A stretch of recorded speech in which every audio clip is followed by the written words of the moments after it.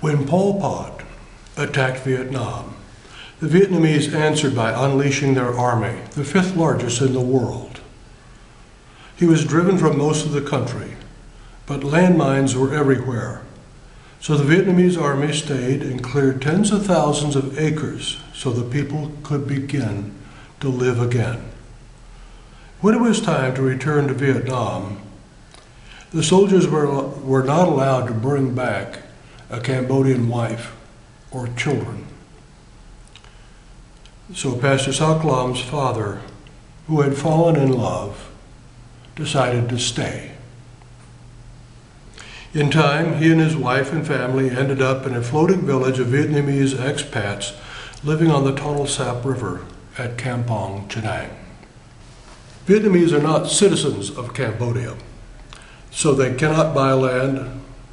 They're not entitled to any of the rights of citizenship, a driver's license, medical care, education for their children, or any other benefit that we're accustomed to. In short, the Cambodian government would just as soon have them leave.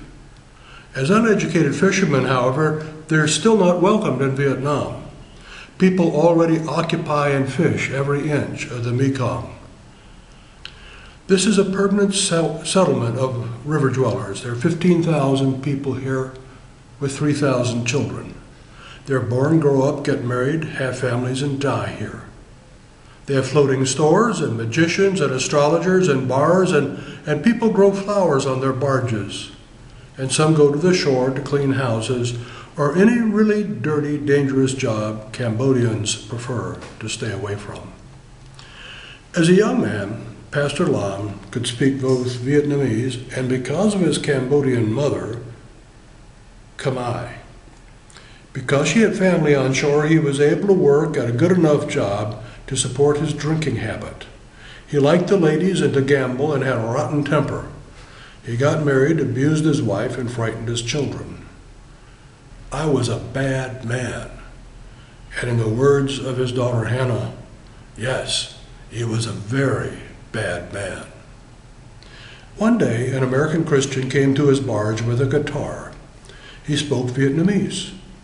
Now, Pastor Lam had never seen anybody from the temple, the government, or the mosque. Now this American came with a guitar, smiling and singing and treating people as though they were very valuable. He did not want money, sex, or anything else other than to laugh and sing and love and talk about Jesus. The love of Christ from this man, the word of truth he spoke, went from him into Soklam's heart.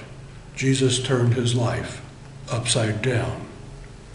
Now he was told that to follow Christ meant that he was to bless others. 13 years ago, he began training, and 10 years ago, he was ready to be a pastor. He realized that his gift was that he spoke both Vietnamese and Khmer. If others came to know Jesus and could speak both languages, they could choose to stay on the village, but they could have a decent job. They would no longer be prisoners of the barge. And if they chose Christ, they were no longer prisoner of the spirits and of their ancestors' ghosts. He converted a barge into a school. Today it has 2 classes a day and a total of 190 students. The teacher is also an elder and in training to become a pastor. Everyone, all 15,000 Vietnamese, know that Soklam has provided this portal to a different future because he and his elder are loved by God. They all know that Christians are different. 9 years ago, Pastor Lam opened a second school upstream in a smaller area. The second school has about 100 students.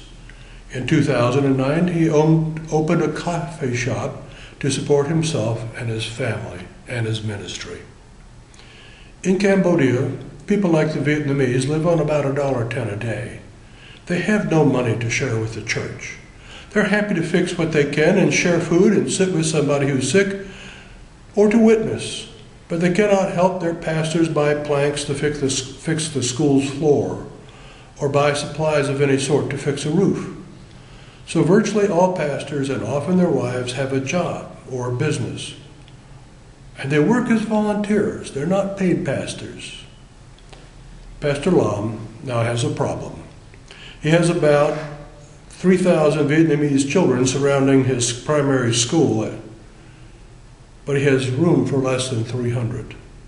By adding about 40 inches to each side of the large school, he can expand his ministry by about 60 children.